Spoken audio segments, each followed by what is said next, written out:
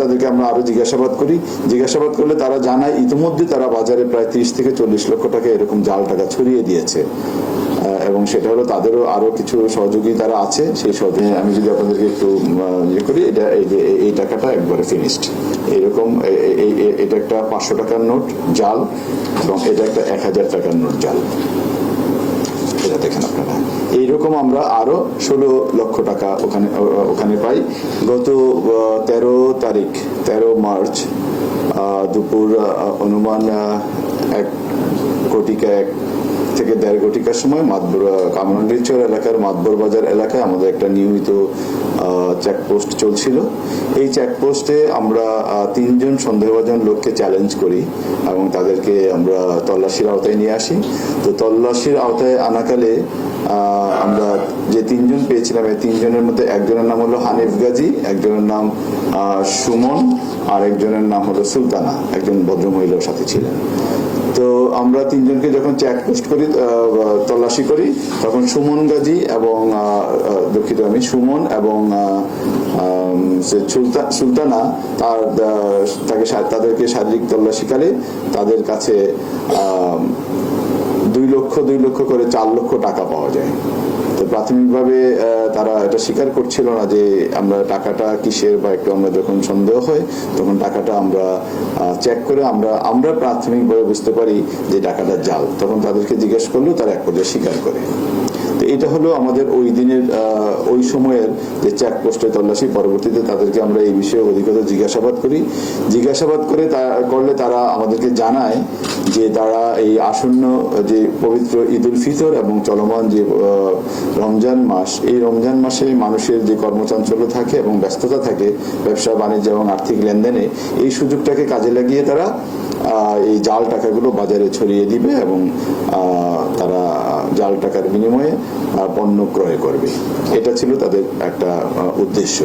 তো পরবর্তীতে তাদেরকে আমরা আরো জিজ্ঞাসাবাদ করলে তারা জানায় ইতিমধ্যে তারা বাজারে প্রায় 30 থেকে 40 লক্ষ টাকা এরকম জাল টাকা ছড়িয়ে দিয়েছে, এবং সেটা হলো তাদেরও আরো কিছু সহযোগী তারা আছে, সেই সহযোগিতার মাধ্যমে। এবং আমরা তাদেরকে আরো জিজ্ঞাসাবাদ করি যে এই জাল টাকাগুলো কোথায় প্রস্তুত করা হয়, কোথায় বানানো হয়, এবং আরো আছে কিনা। তখন তারা আমাদেরকে এই বিষয়ে আরো তথ্য দেয়। সেই তথ্যের ভিত্তিতে আমরা নারায়ণগঞ্জের সিদ্ধিরগঞ্জ থানাধীন কদমতলী এলাকায় একটা বাড়িতে অপারেশন করি। সেই বাড়িতে অপারেশন করে আমরা আরো বিপুল সংখ্যক জাল টাকা উদ্ধার করি, এবং জাল টাকা তৈরি যে সকল সরঞ্জামাদি আছে সে সকল সরঞ্জামাদি আমরা উদ্ধার করি। এবং সেই জাল টাকার মধ্যে ওখানে আমরা প্রথমে যে আমরা 4 লক্ষ টাকা পেলাম, ওই বাড়ি থেকে আমরা আরো 16 লক্ষ টাকা একেবারে ফিনিশড প্রোডাক্ট, যেটা আর কি আমি যদি আপনাদেরকে একটু ইয়ে করি, এই টাকাটা একবারে ফিনিশড। এইরকম এটা একটা 500 টাকার নোট জাল, এবং এটা একটা 1000 টাকার নোট জাল। এটা দেখেন আপনারা। এইরকম আমরা আরো 16 লক্ষ টাকা ওখানে পাই, এবং প্রায় আংশিক প্রস্তুতকৃত এইরকম টাকা আমরা তাদের কাছে পাই। এটা হয়তোবা আরেকটু সময় পেলে তারা এটাও প্রিন্ট করে ফেলতো এবং এটা বাজারে ছড়িয়ে দেওয়ার জন্য তারা চেষ্টা সব রেডি করছিল। এটা আপনারা দেখতে পাচ্ছেন, একটা কাগজের মধ্যে তারা 4টা 1000 টাকার নোট তারা প্রিন্ট করতে পারে, এবং এরকম ভাবে তারা প্রস্তুত করছিল।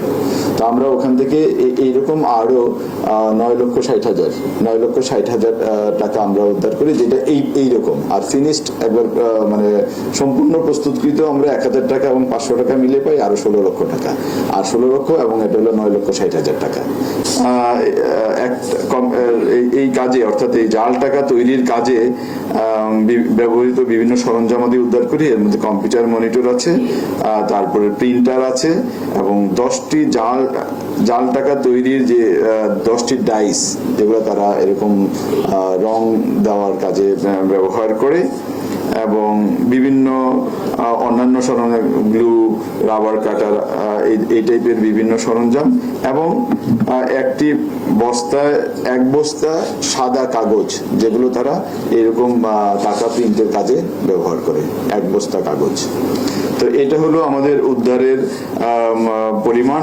এবং আমরা যে 3 জনকে, সুমন গাজী, হানিফ গাজী, তার বয়স 54 বছর, তার বাড়ি বরগুনা জেলায়, এবং সুমন 38, তার বাড়ি মাদারীপুর জেলায়, এবং আরেকজন ভদ্রমহিলা, ওনার নাম সুলতানা, ওনার বাড়ি বরিশাল জেলায়। এবং আমরা যেটা লক্ষণীয় এখানে যে বিষয়টা, এই তিনজনই অভ্যাসগতভাবে এরকম জাল টাকা প্রস্তুতকারী।